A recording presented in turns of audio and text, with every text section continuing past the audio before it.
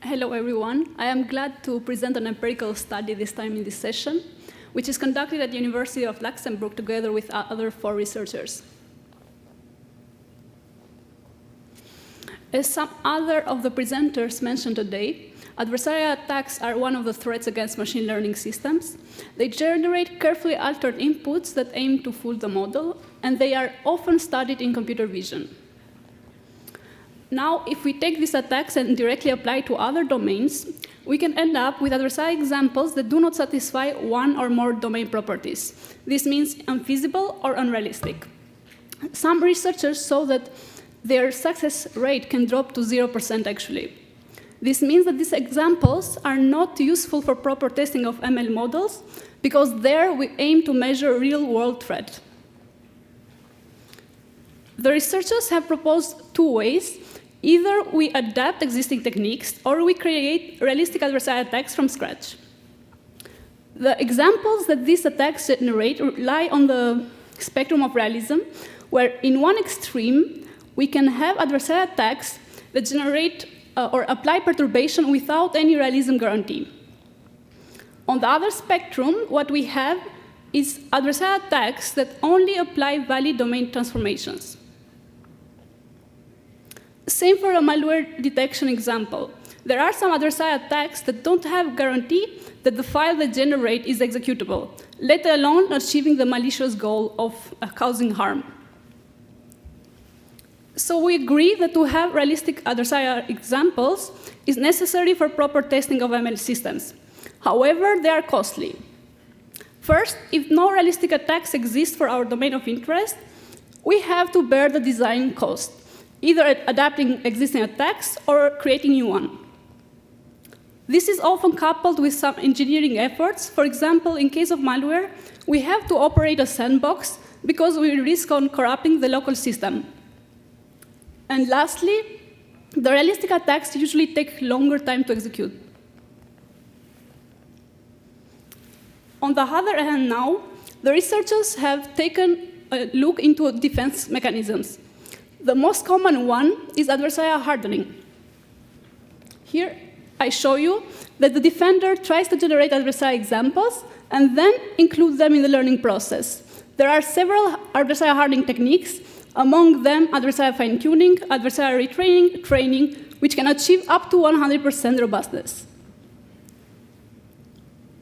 Hardening models with realistic examples is necessary to protect our machine learning models. However, this is costly and expensive.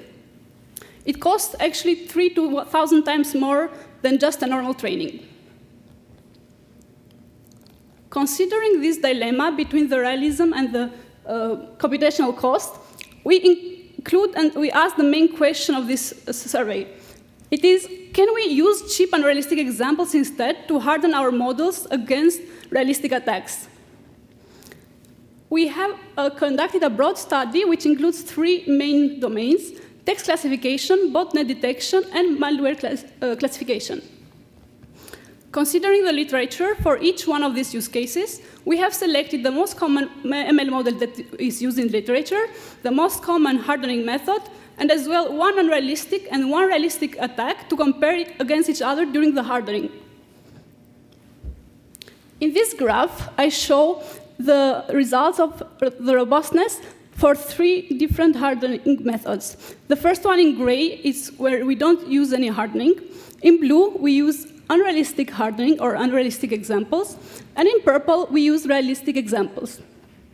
For text classification, we see that unrealistic hardening actually partially increases the robustness, but is not as large as the increase that we get with realistic attack.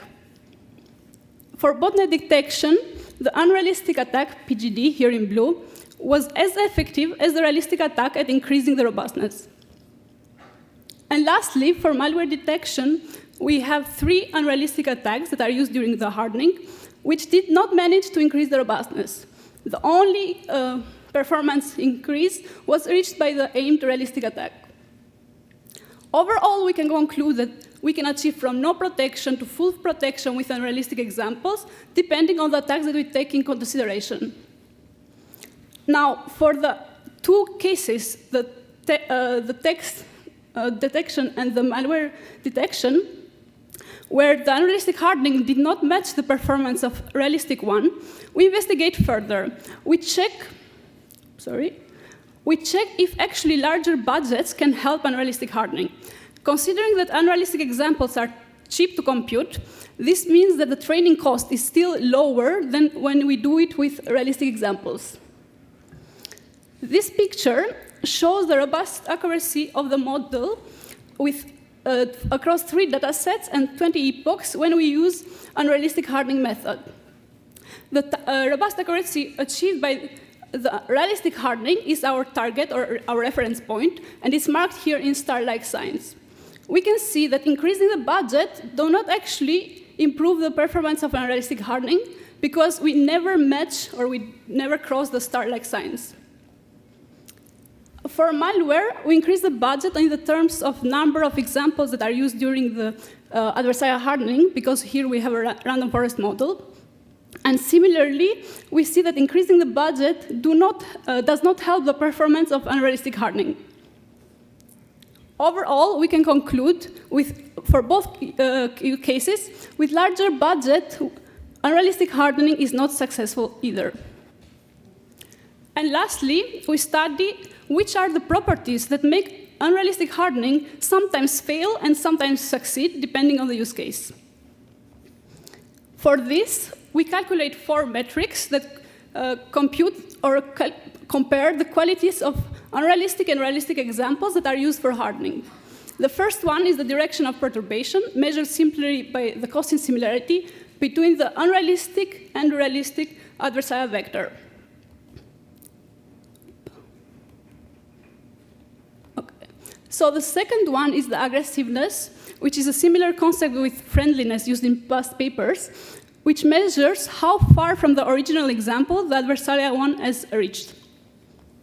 We have as well some visualization of the 2D embeddings. And lately, we calculate how many times each feature is perturbed overall from each attack. Now, just for the sake of time today, I am presenting only the results for the first 2 metrics, and the results for the others you can find in the main paper. The cosine similarity varies between -1 and 1, where 1 indicates proportional vectors. Here in this figure, number 6, we can see in cases where unrealistic hardening was successful partially or fully, here text and botnet, the unrealistic examples follow the same or similar direction as realistic ones. The figure 7 shows the aggressiveness ratio between the realistic and unrealistic examples. When the aggressiveness is at the same level, the unrealistic hardening works. Here we see for text is around 1 and for botnet around 3. On the other hand, when these aggressiveness levels are in a completely different scale, in case of malware, unrealistic hardening completely fails. So I'll wrap up now all the main lessons that we learned through this study. The first one is that unrealistic examples can help, of course, under some conditions. Therefore, they are worth a try because they are computationally cheap. The second one is that if we don't see any improvement in robustness with unrealistic examples at a lower scale, we probably will not see it even in larger scale. And the last one is that unrealistic hardening is helpful only in the cases where the unrealistic examples follow the same properties as the realistic ones. And then to conclude, I will just say that this is the first study that tries to look into new adversarial hardening mechanisms that are computationally cheap using unrealistic adversarial examples. We would hope that many others will follow. Thank you, and I'm glad to have any questions, if any. Thank you very much, Salijona.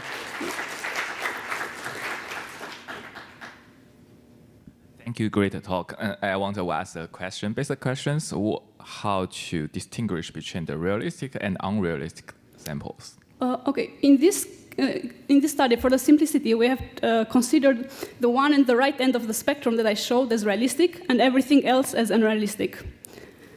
Because the ones that are on the right end of the spectrum, which respect all the domain properties, those ones are the ones that we can guarantee that exist in real life. Otherwise, in other cases, you might need to consider where you put the threshold in the spectrum of realism, I would say. So any questions? All right. So thank you, Salijona.